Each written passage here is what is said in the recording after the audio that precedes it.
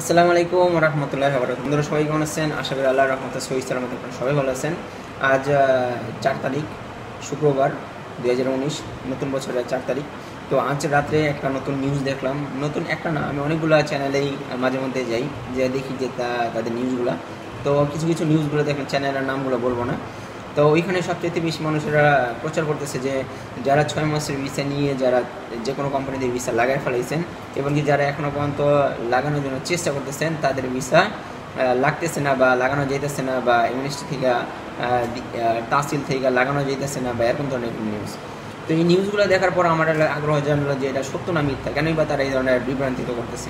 তো জাস্টিফাই করার জন্য আমি অবশ্যই আমার এম্বাসিতে, বাংলাদেশ এম্বাসিতে যোগাযোগ করছি, আমার কিছু ফ্রেন্ড সার্কেলের সাথে।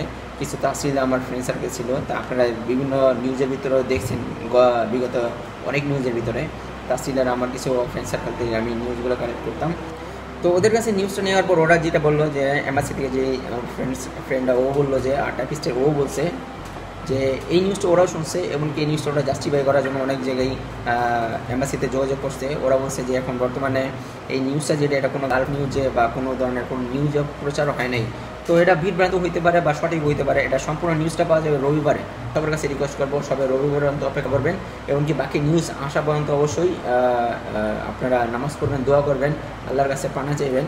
অবশ্যই এই ধরনের কিছু হইব না ইনশাআল্লাহ, কারণ আল্লাহ যা করে তা ভালোর জন্যই করেন। এত সুন্দর একটা চান্স দিচ্ছে, এমনকি হুকুমত থেকে বলে দিচ্ছে 6 মাসের ভিসা নিয়ে যে কোনো কোম্পানিতে ভিসা লাগানো যাবে। তো হুকুমত কি মিথ্যা কথা বলছে?